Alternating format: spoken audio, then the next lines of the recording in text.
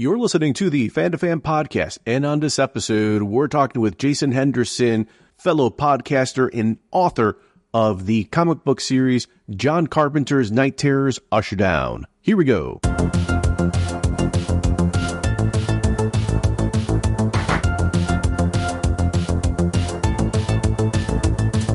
I do have some bullet points on you, Jason, so that way hopefully it'll make you feel good on some of the things that you've done. Feel free to correct me along the way. There's something very, very wrong with me such that when the concept of feeling good about myself or my career instantly makes me feel bad, there's like an instant need to apologize, which is that's not for you to solve. That sounds like it needs professional attention. We can be your therapist for this episode. That's perfectly fine. We're not trained, but I do say some of these episodes, I think, Pete, with whoever we have on, even ourselves, end up being sometimes therapy sessions. So maybe that's the through line. Fan2Fan Podcast. Sit on the couch. We'll talk. And we'll just use that as the intro. I'm Bernie Gonzalez, co-host of the Fan2Fan Podcast. With me, fellow co-host Pete Charbonneau. And we have Jason Henderson. Jason, you're co-host of the Castle of Horror podcast. Various guests on that podcast. Joe Bob Briggs from The Last Drive-In, Cassandra Peterson, a.k.a. Elvira. Anyone who's listening to this probably knows that's her real name. Various screenwriters and novelists. You've worked on video games, novels, several comic book series, worked on Ben 10, Hulk, Highlander, Vampire the Masquerade, sort of Dracula.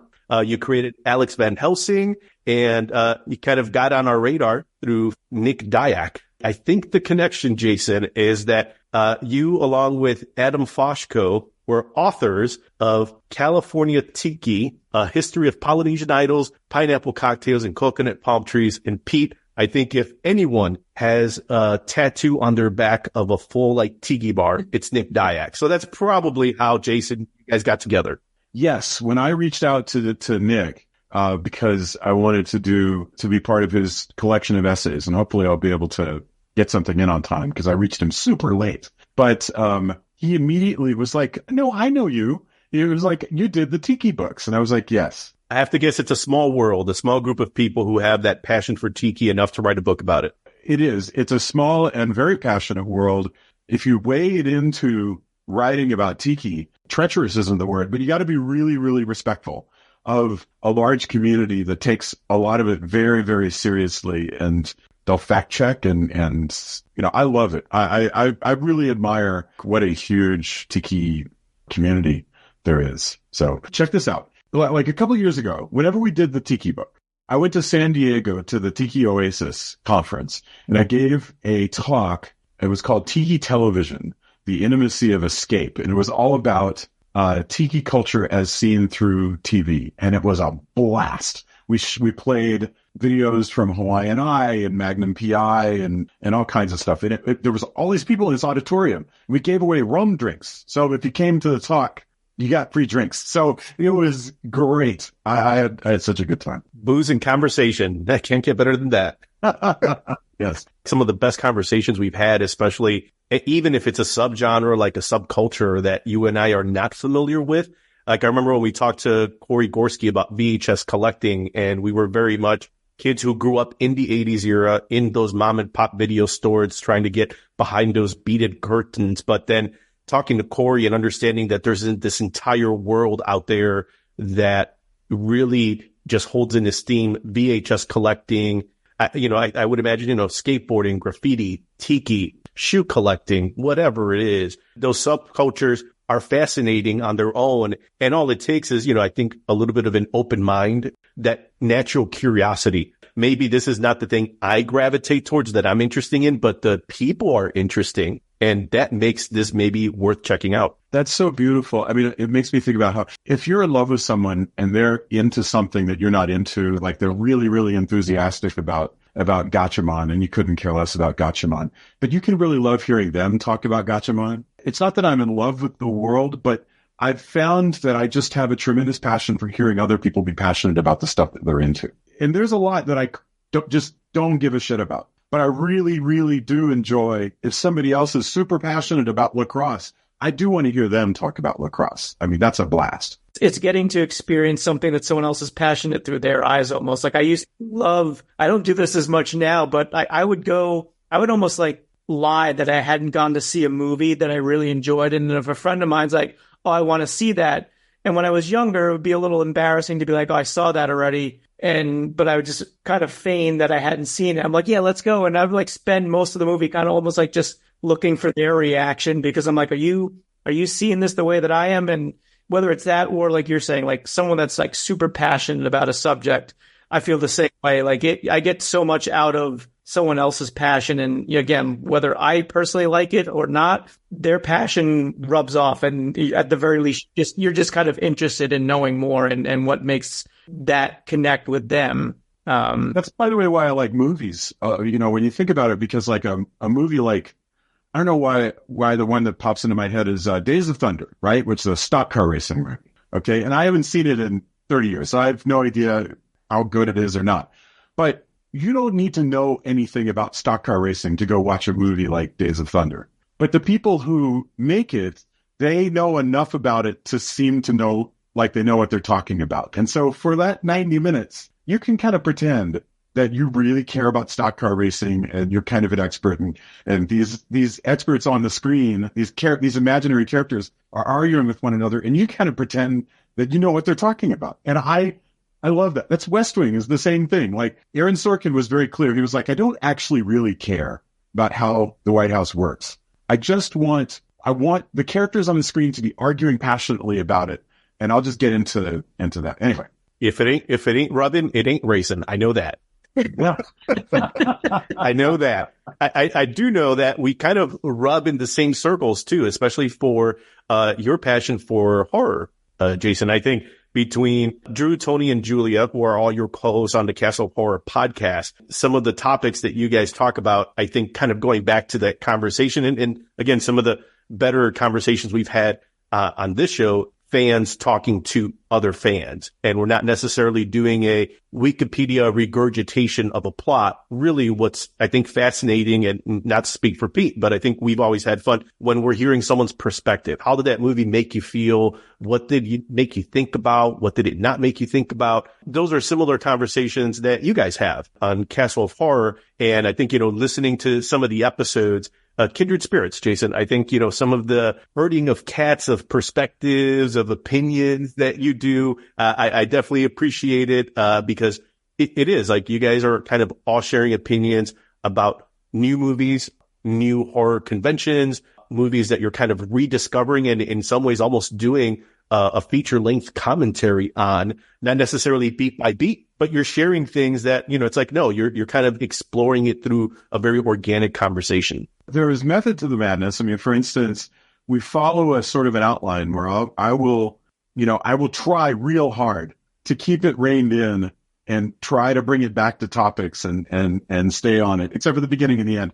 At the end, we talk about other stuff for reading and stuff like that. And I borrowed that format completely from Now Playing, which had already been going for like 5 years when we started doing the show, which was about 11 or 12 years ago now.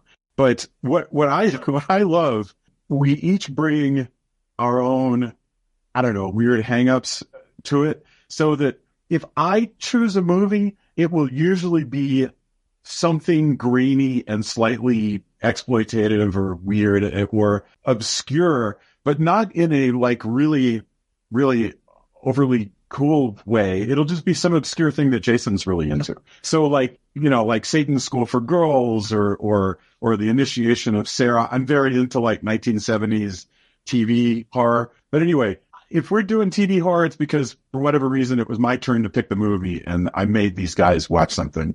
I've made them watch some terrible, terrible films. Pete introduced me to the term earnest awfulness, Jason. And I think, and it's so loaded with so much to it, because you can have something like, sorry, Sharknado, I'm going to besmirch your name, but you can have something like Sharknado that's very much tongue in cheek and aware of what it's trying to do. And maybe for a certain audience, it completely works. I totally get that. But I think there's also other movies where, if there's a Mount Rushmore, Ed Wood certainly is on it, where there is an earnestness in the creation of whatever it is. It maybe didn't land in the way that they intended or had hoped for, but as someone in the audience, you can see the work, the hustle, the production, the earnestness in it. And it's just oozing out of whatever they made. And because of that, it seems to get a little extra elevation, and maybe in like your patience. You're like, yeah, I know this isn't a good movie, but it's also maybe more of a so bad it's good. Well, I don't even know what good is anymore. I mean, which is actually, there was a line in Basquiat that was exactly that when Andy Warhol, played by David Bowie, says, I don't know what good is anymore. I don't either. Like, because here's the weird thing about all of that. Most of what people complain about being bad, they don't know what bad is. I say that all the time. When somebody comes out and they go, now I saw Joker 3 years ago. That was the worst movie ever made. And I'm thinking, you don't even know what bad is. Come with me to the 90s when we were watching free movies at the Alamo Drafthouse at midnight, and nobody knew exactly what was in the tin. And some of those movies, have you seen The Sinful Dwarf from 1973? No? Then don't talk to me about how The Joker is the worst movie ever made. But even that, Sinful Dwarf has editing, right? It has music. It has continuity from shot to shot. It doesn't recast characters in the middle of the movie because one of their characters quit and they had to replace. So basically, once a movie gets to the level of one of us actually having the ability to watch it, it probably already is at a level that is not near bad. It's like Sharknado, okay? Sharknado is made by union dues paying professional filmmakers hitting an international market according to orders. They know exactly what they're doing. That is a very, very good version of whatever the hell that is. It's absurd to pretend that that's not a professional piece of work. Ed Wood is a totally different thing. All kudos to him. He's making movies in his garage, basically. It's a different thing. I'm sorry. I've just been jabbering, and I apologize. No, this is great. I mean, you kind of get to what Bernie and I talk about quite a bit, and it's separating that. I don't want to say this. The Sharknado guys are cynical in what they're trying to do. Maybe there's some there. I don't know them, but there's a difference between that and something like going to see Troll 2, The Room, Birdemic, and stuff like that, where American movie, like the person behind it. Or Fateful Findings, right? I don't know if you watched any of that stuff, but the Neil Breen stuff. Oh, yes, absolutely. Yes. I have no idea what the hell is going on in those movies, but I know that words like good and bad don't have any bearing on like how I'm reacting to that art. Yeah, I feel like not anymore. Like it's whatever's entertaining for you at this point. Like it's, you can find joy in those movies and completely understand why someone else would have absolutely no time for that, or like, why would you want to sit through something that has, someone stumbling through a doorway and they left it in because there's something interesting about that. Like the director's like, yeah, well, normally I would have done another take, but we don't have the time and I don't have the money to afford the film. So we're just going to leave it like that. There's like that added depth to it that I think that certain people gravitate towards, that other people are they just want to see the competently well-made film, turn their brain off for an hour and a half, whatever, and then go about their lives. Or some others like us tend to noodle and swim around in that a bit more even after it's over, and kind of want to know a bit more about how does this get onto the screen, or in the form that it ultimately does. It's a miracle that makes it onto the screen, right? It's a miracle that something gets finished at all. So do you have, or was there a gateway horror movie that kind of turned you on to the genre when you were younger? Is there one that you can point to? Two come to mind. I was terrified by the lady on wheels in House on Haunted Hill when I was a little kid, but that probably doesn't count. I remember being really freaked out by the faces in the window and the girl who is becoming a vampire, and she kills her cat that is eating it in Count Yorga Vampire. That freaked me out. That was like Count Yorga Vampire. I don't remember what year Count Yorga Vampire is, but it was on TV when I was a kid. And I remember that scene because what it is they're like, where's Mary? Hey, what happened to Mary? And they finally find Mary in the bedroom, and she's eating the cat. And she looks up because she's startled in the way that if you've ever seen a raccoon on your back porch and you bang on the window and it will freeze and look at you, she does that, only she's got a cat in her hands, and her face is smeared with blood. It's a shocking and weirdly hilarious scene. And that freaked me out. But that was probably like 1973, 1974. So I was a kid. But so I got into horror movies like super early. And were your parents okay with you watching that growing up? Like, I feel like, because I grew up in the 70s as well, and my parents, like, they seem to have no problem with my brother and I watching like all manner of violent horror movies. It was like that was all okay. For young listeners listening today, it's probably difficult to envision, but it was a different universe. Like it was a different. Now I do remember my mom, since she was kind of a hippie, being, saying that she was much less offended by like nudity and stuff than she was by extreme violence. Like she really didn't like the extreme violence. Having said that, in practice, I saw, Alien and Outland. Outland came out in 1981, so that period when cable just like went off like a bomb and everybody had cable and suddenly you're watching R-rated movies at home all the time. I don't think there was any controlling it. And if you go back and you look at like movies that were playing on HBO over and over and over again, like the Bad News Bears, Breaking Training and stuff, those movies were filthy. Kids are watching them. They're starring 9-year-olds. And the language is like all over the place. There's nudity. They're like hiring hookers for their coach. It's just like, I cannot explain to people enough how much the 70s is a different universe. It is just not our world. I think universe puts it best. It's not even that it was a different time, because different time is like, oh, I can kind of imagine that. But it's like, imagine a different time, but also imagine like you are like galaxies away from that's like a different reality. The thing that's most different about that era, and even if you think of like stuff in the 90s, like when Scream came out, is that we live in a digital era today, right? So if I want to know when Count Yorga came out, I can just turn to this other screen over here and this machine tells me. But back pre whatever that was, basically whatever internet we had was rudimentary, and you were just going by books and the elders telling you something. Like, oh, I saw a movie called Black Sunday by Mario Bava, and it was amazing. And here's a black and white photo of it. And maybe someday you'll be wandering by a college and they'll show it. And that was your best hope, really, for seeing anything like that. That's sad. There were like these series of books, and I can remember them. They had like this like bright orange cover with like a black and white photo that was cut out on them. And they were like a series. The one was like Godzilla films. One was like Frankenstein, Dracula, Mummy. Yes, I have several of those. Those were the Crestwood House books. Yes. The monster series. I checked those out over and over and over again. Yeah, same. That's kind of what fueled it for me, and like how I was like, you'd see those still images and be like, I hope this shows up on WPIX one day, because I don't know how else I'm going to see this. The cool thing about those is because they're so dated, because they like stop at a certain date, right? Is if you go to the library and you find an old ass book like that came out in like 1976, because the breadth of stuff that they have to write about is different, and certain things haven't dropped out of the conversation, you can come out of it, if you take notes, with a whole bunch of movies that you've never heard of that you can go check out. And I'm not saying they're good movies, but like if you're us and you watch a lot of movies, then you can suddenly like you're diving deeper, and like, I've never heard of it. I have right here a list of movies that I wrote down from this, because I got this old 1970s guide to horror movies, and it was so out of date that it had different movies that I had never heard of. It was cool.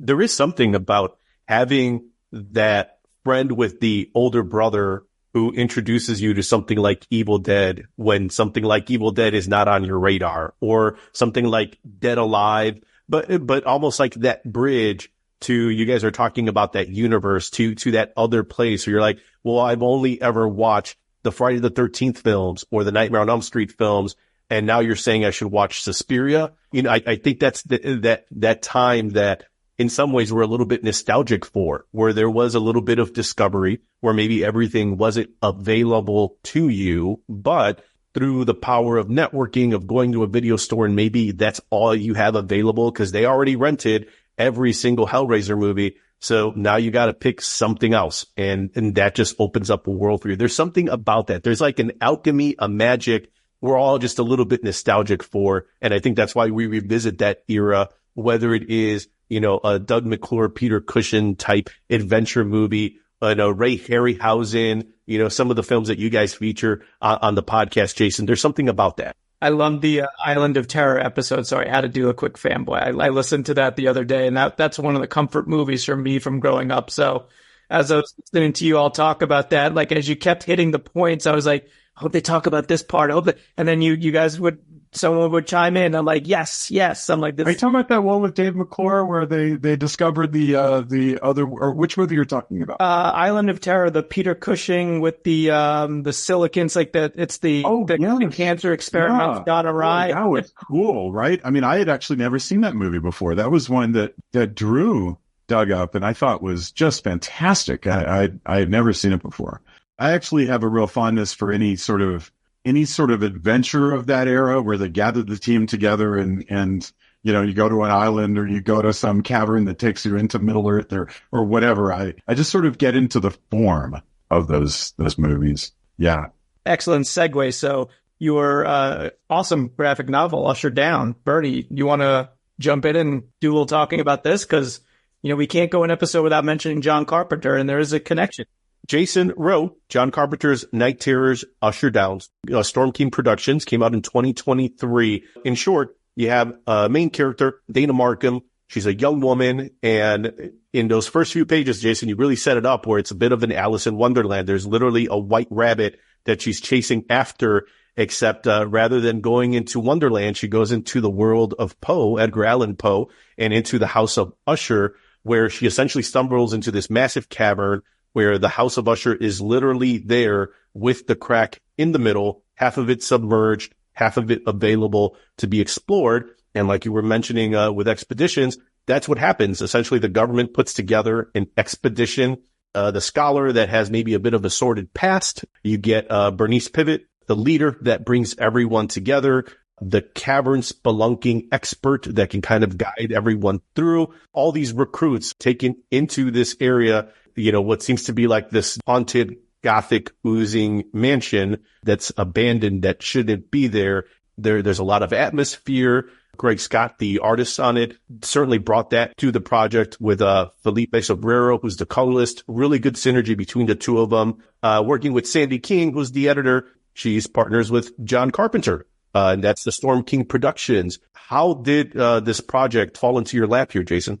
I originally started writing this as a novel a while back where I was in Vegas and suddenly I just had this vision of what if this girl is out jogging and a flash flood forms and lightning takes out a tree and she's swept down and in a cavern is the House of Usher. What if the House of Usher had fallen into a sinkhole? Because probably reading Poe at the time, at the end of Fall of the House of Usher, it says that it cracks in half and just sinks. And I was like, well, what if it literally just dropped, and it's down there and you could explore it. And that would have to be partly magical. So I was like, there's plenty of room for this to be magical and that's fine. And some projects come together in 6 weeks and other projects take years because you'll mess with it and you'll go back. And what ended up happening was I kind of pitched the idea to Greg and Greg put together some promotional art for it, like some character studies and stuff like that. And a few of the first pages. We put together a pitch document, which is kind of, you have the log line, just like you would have for a movie. Basically what happens in the first and the second and the third parts of it, because it could be a 6-issue miniseries. It could be one graphic novel. It doesn't really matter. You're still plotting it like anything else. So you put together a pitch and I started sending it to editors. And the funny thing is I sent it to Sandy King and at Storm King Comics. I don't know. I think Greg maybe had met her at some point. Then I forgot all about it. And I went off and I did other stuff. Like I did the Alex Van Helsing book series and some other things. I worked on the Tiki thing. And then 4 years later, Sandy King writes me back and says, oh, this looks cool. We should do this. So I was back in the Usher Down business and suddenly we start putting it together. I went to Ed Dukeshire, who had been the the letterer on Sword of Dracula, which was an Image comic that we had done 15 or 20 years ago, I suppose, and Greg Scott, who had been an artist on Sword of Dracula back then. And basically what happens then is the publisher, they start producing. These are your contracts. These are when your deadlines are. We need all of the scripts, and somebody is spell checking the script and editing it and asking questions about stuff that doesn't make sense at the same time that somebody else, Greg's doing the penciling and and the inking, and then somebody else is doing the coloring at the same time that somebody's doing the lettering, and we're doing that in parts. Basically, we did it as though it were a monthly book. So every month I would turn in the chapter script, and that was a good way of keeping everybody on track. 144 pages of stuff. And it was really cool. It was a blast. I enjoyed working on that a lot. When you're 4 years on and it's kind of, I guess it probably wasn't in the rearview mirror, but I don't know, not as familiar with the comic book industry like that. Is that atypical to kind of have like 4 years to have something gestating and then all of a sudden get the call and be like, yeah, we love this. Let's go, Oh, that was weird. Yeah, no, that never happens. But it's an example. It's maybe one of the more extreme examples, but it's an example that I've told people where nothing's ever dead. Like if you have a cool idea and you get some stuff down on paper, it's not dead just because you're not working on it right now. You might next year figure out a new angle on it. Stephen King talks in his On Writing about how he'll come at ideas in different directions and he'll start over. And he'll say, okay, maybe I should try writing it as a script, different things to try to get into it. And sometimes you just put it away because another deadline comes up and you forget all about it. But so that the timing was atypical.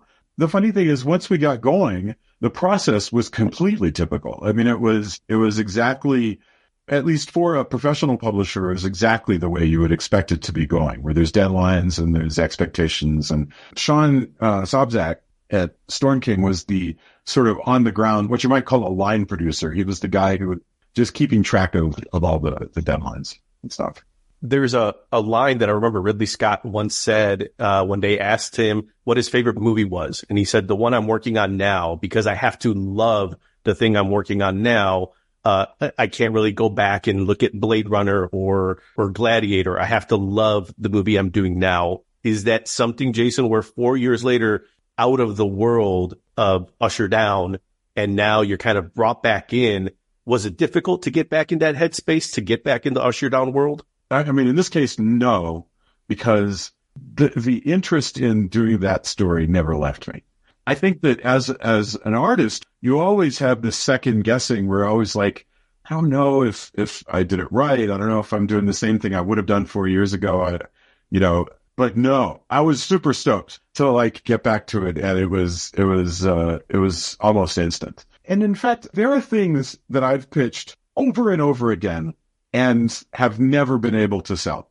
Let's say that I sold a movie script next month and suddenly my name had some juice. People like just searched through their inbox and said, oh, well, we got this proposal from him from a few years ago, so we could do this.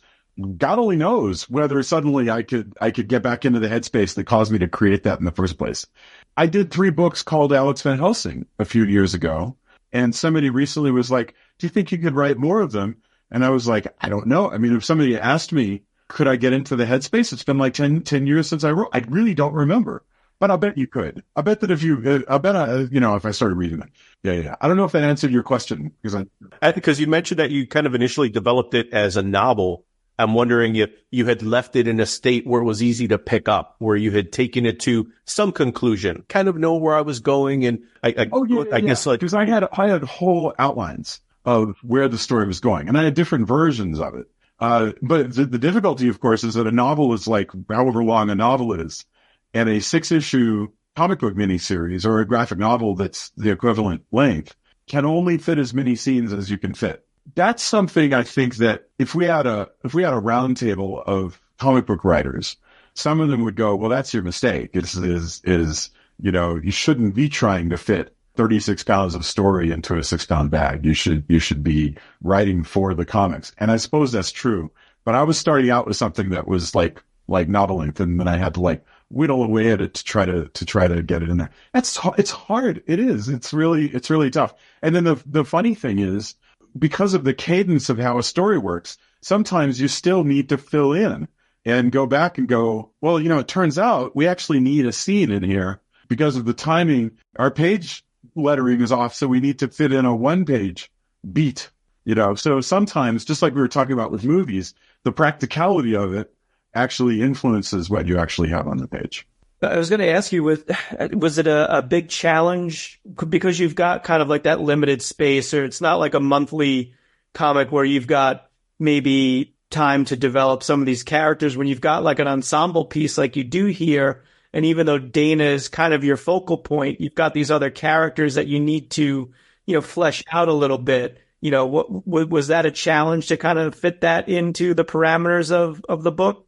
The funny thing is, I recently did a screenplay version of Usher Down based on the comic. And I had to cut a lot of the character beats for the characters that are not Dana because you just don't have time for them. For instance, the agent who's helping out Bernice, Midge has a backstory involving that she started her career and she had been hired on to work with these ghost hunters, and she found out that they were con artists. And that was a hilarious scene. And I really enjoyed all of that. Mm-hmm. It was just neat. And I had to cut that.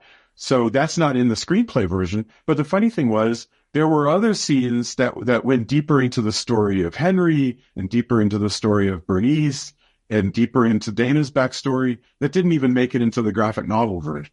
Forgive me for calling Stephen King to mind again, but just like Stephen King with The Stand, there's always more crap that you can put into this, and you're always whittling away at it.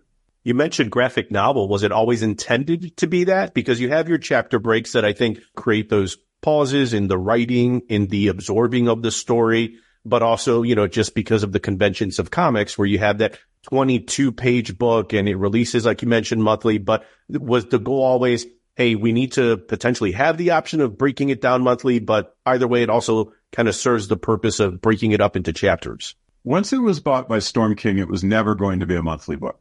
But I liked the structure of a 6-part story, especially because that sort of divided neatly into Act 1, Act 2, and Act 3. And sort of in the world of comics, it was just kind of, it felt comfortable to do that. But it'd be more like a comic book miniseries. Because if you think about like collections of like Dark Phoenix or something like that, where you have 6 issues or 8 issues, the X-Men, those don't feel like they're part of a miniseries. By the time you get to the end, they're clearly setting up more story that's going to, so this was definitely written to come to an end at the end of the 6th part. It's a little bit of a hybrid. I knew for a fact it was going to be a trade paperback all collected, but I still liked the idea of writing it as though it were 6 floppies. Part of the John Carpenter's Night Terrors collection or series, because I saw there are a number of them, Blood of the Taken, The Coffin Road, Graveyard Moon, that features Steve Niles as a writer. Was that always the intention to kind of, under this moniker or title? Yeah. Yes. When Sandy King approached me, she said, we want to do this and we want to make it part of the John Carpenter's Night Terrors brand. Were you familiar with it? I had definitely seen them because, I had come across them through Greg Scott and through others. And the funny thing is they vary. Some of them are supernatural. Some of them are really grisly, gory stories. And mine is very PG-13, if that. And that's really, I think just my writing style is that I didn't write anything in Usher Down that you couldn't put in a Marvel comic. That's just my style. But some of the stuff that comes out under the Night Terrors brand is really adult. I say it definitely has that feel of those 70s TV horror movies that you were talking about, those 50s House on Haunted Hill. Like you can definitely see the inspiration. I actually, tying it back to Carpenter a little bit, there's elements of Prince of Darkness in the gathering of the team together. So I kind of like that little juxtaposition. Huge Prince of Darkness fan. Yeah.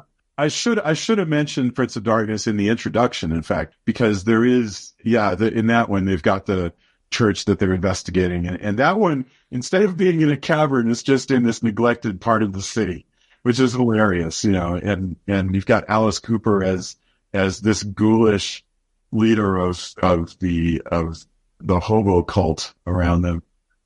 Just wonderful. Yeah, that was really great.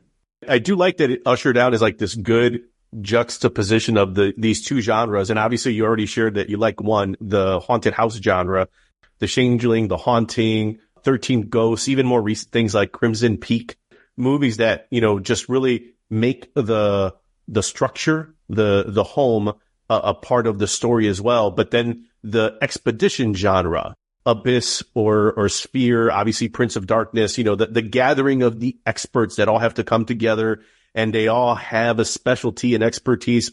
The haunted house meets expedition movie with your sprinkles and kind of like your personality in there with the very much, kind of like gothic oozing out of it. The most Jason thing in Usher Down is this moment when they start realizing that the library is adding to itself and it's grabbing other books and he's just tossing like Stephen King novels and stuff. The Shining shows up. Yeah. Yeah. And to me, the funny thing was I wanted that scene. To me, all of it is just so that I have the excuse to have that scene with a guy pulling books off of a high shelf and going, look at this. Why do you think there's a Stephen King novel in a place that's supposed to be 200 years old? And I just loved that. That was like my favorite thing. And there's something interesting about the way Greg draws that scene, because as that professor is going up on the ladder, and just like it feels like there's an abyss, like it's dark because of the way he inks it. It feels like those shelves just keep going into a void, into a black hole of some sort, into, and I'm going to guess you're a fan of Dark Shadows because you mentioned it in the book too. It's like there's just more. And the idea that, again, without spoiling too much, is that this house is as much a product of an era as it is seemingly pulling from a more modern age. And again, that's part of that supernatural horror where it's like, this doesn't make sense. Not only should this house not be there, Stephen King's The Shining shouldn't be in this collection. Right. And Rebecca shouldn't be there, and my idea was that the house is just obsessed with Gothic literature. To me, that I love ideas that make me laugh because they're so crazy. And the idea that a house itself would be a huge fan of Gothic literature is hilarious to me and wonderful. I really loved that stuff. Now, I'm now picturing the house being on a podcast talking about its favorite. Isn't that a wonderful idea? There's a difference between what you can kind of come up with as an idea and what anybody actually wants to do. But to me, the cover, we did a modern cover that people will look at and go, oh, that looks good. I like that. But me personally, I would have preferred a vintage cover, Dana running from the house. I'm obsessed with mid-century Gothic romance novels and women running from houses and stuff. And those covers with the sort of pulp, inspired, the fog, the clouds, the full moon. I totally get it, Jason. I see it. There was a blog. There's a bunch of blogs, or you can go on Pinterest and find, or you can just Google search women running for houses and you'll find hundreds and hundreds. And we released a collection of short stories called Women Running from Houses. But basically for a period starting in the mid 1960s, through the end of the 1970s, a dominant genre in the United States were Gothic romance paperback novels. They're not just Gothic and they're not just romance. They were Gothic romance, meaning you had a woman going to a big-ass house and getting involved in a spooky adventure. Maybe it was real, maybe it was Scooby-Doo style, but regardless, big spooky adventure, and there was also a romance aspect to it. And that was the dominant women's literature, I suppose, of that period. But a lot of men, because people read. And so a lot of men were reading these as well. And then they all died. It just went away. But those covers kick ass because there's just hundreds and hundreds and hundreds of them.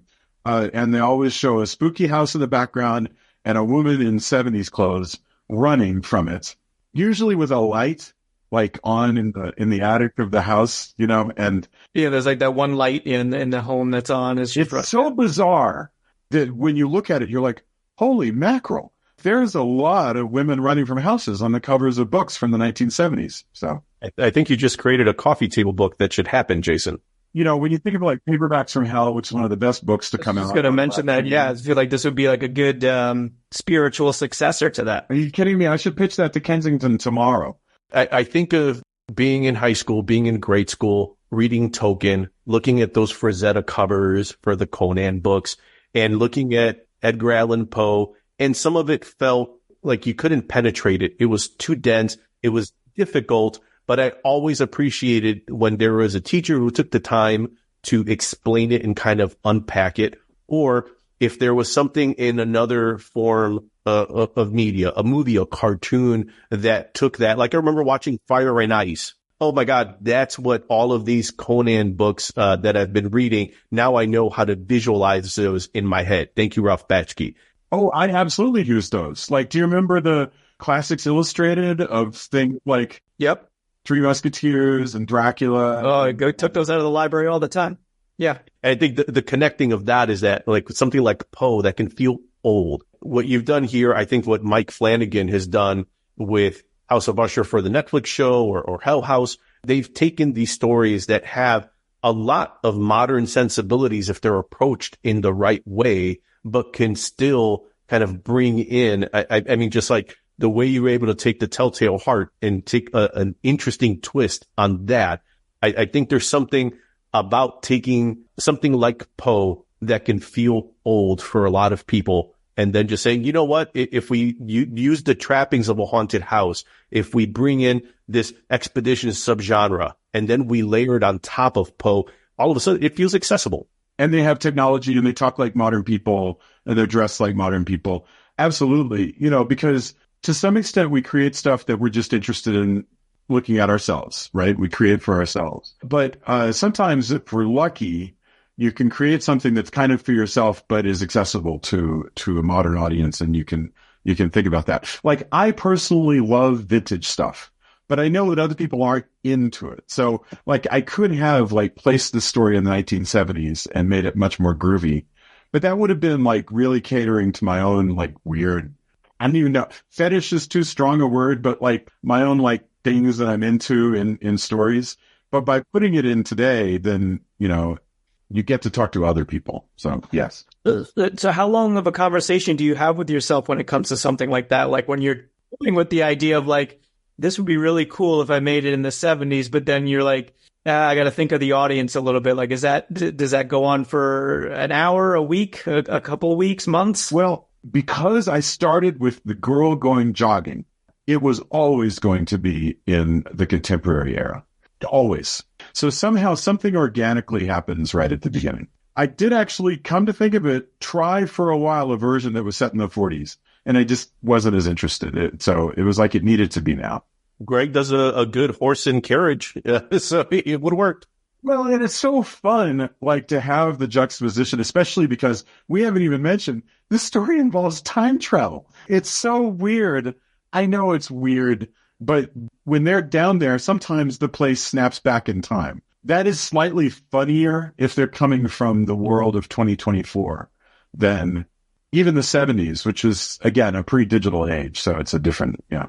Not to take away anything from the comic medium, but for maybe folks that are listening who aren't as familiar with comics and don't read them, there's something very serial about Usher Down, where when it does do those snaps in time, it would almost feel like there's a cliffhanger, and then you would watch the next episode, and now, and I'm sure you would probably do this, you would want to live in that world, in that past era for like a whole episode, just so that we can get the strangers in a strange land, and then we'll go back. Oh yeah. I mean, yeah, there's at least one scene where a guy goes off and has a whole other adventure in the past that we don't even get to see because there's no time for it. But yes, there's a lot of things that if you were doing it as like an 8-hour Netflix miniseries, you could really spend some time. And you would also spend more time with the flashbacks.